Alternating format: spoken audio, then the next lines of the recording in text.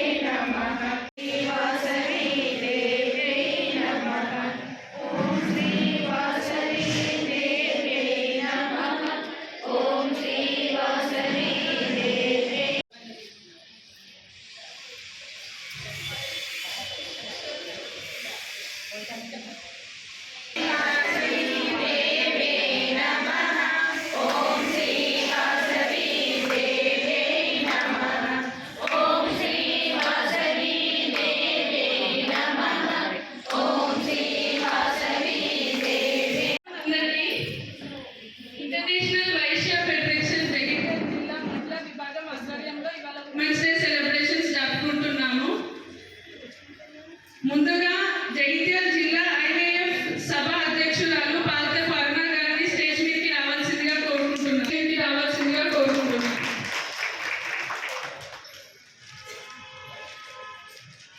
IAF మాజీ అధ్యక్షురాలు pepper Anitha గారిని స్టేజ్ మీదకి రావాల్సిందిగా కోరుకుంటున్నాను.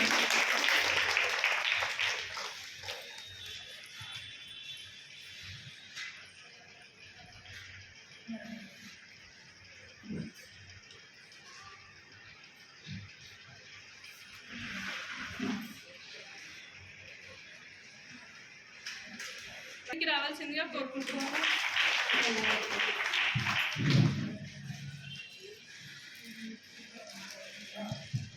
ఐడిఎఫ్ జగిత్యాల జిల్లా మహిళా కార్యదర్శి నాగ రజనీ గారిని స్టేజ్ మీదకి రావాల్సిందిగా కోరుకుంటున్నాను.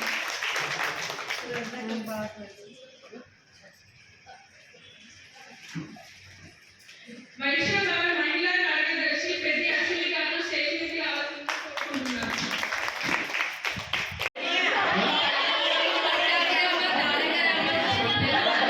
మీరు రామ అని చెప్పిండు. శ్రీరామ శ్రీరామ అంటే శ్రీరామ ఫస్ట్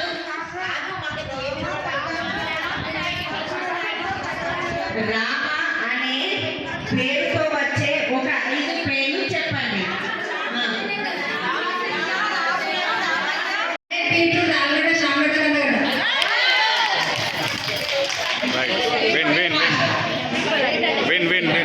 ఇది కరెక్ట్.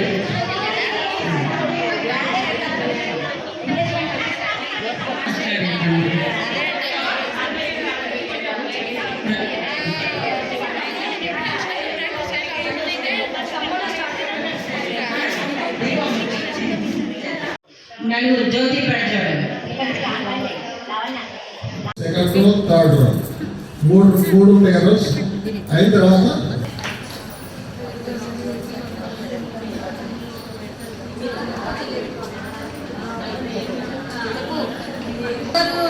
తీసుకోండి పెట్టించినా చెప్పి దేంట్లో దాంట్లో పెట్టుకోకండి. ఒకటి పైన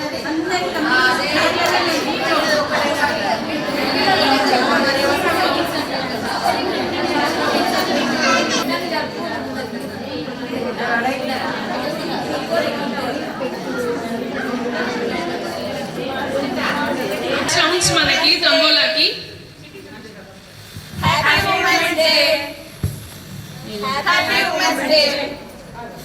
63 63. Next number 2424 68 68. ఒక్క నెంబర్ ఉన్నది ఎవరిది చదివేతురు? ఒక్క నెంబర్ ఉన్నోళ్ళు అమ్మో బాగానే ఉన్నాయి నెంబర్లు. Next number single digit 9 9 15 15. Next number 5757 57 87 87. Next number 2626 ఒక్క నెంబర్ ఎంతమంది ఉన్నదండి? Next number 7777 77. Next number 5050 50. దగ్గరలో ఎవరున్నారు? Next number 5656 56. ఏ మధుమతి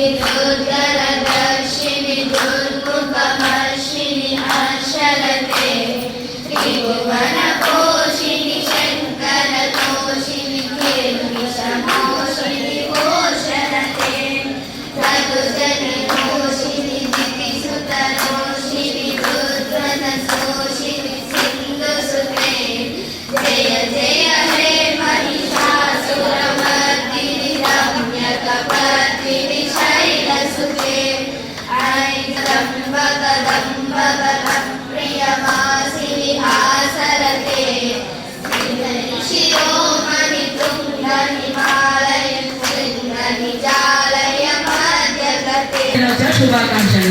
ఈ ఐవీఎఫ్ అనేది శంకరన్నయ్య గారు గత 9 సంవత్సరాల కింద ప్రారంభం చేయడం జరిగింది.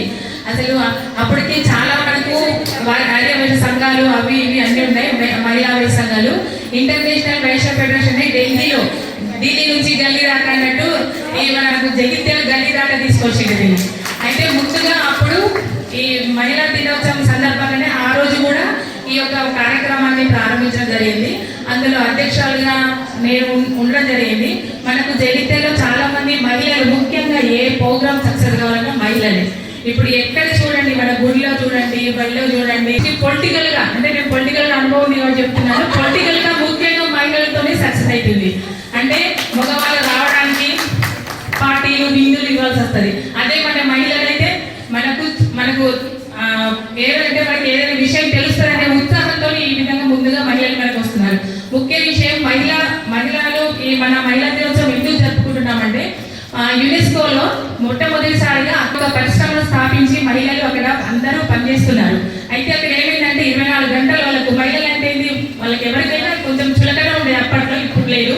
అయితే వాళ్ళందరికీ స్టార్ట్ చేసి పనిచేస్తూ ఉంటే ఇంతకాలం చేస్తున్నట్టు ఒక మహిళ ముందుకు వచ్చింది. అందులో వచ్చేసి మనకు పనికి వేతనం మగవాళ్ళలాగే మనకు కావాలని ఒక ఉద్యమాన్ని స్టార్ట్ చేసింది.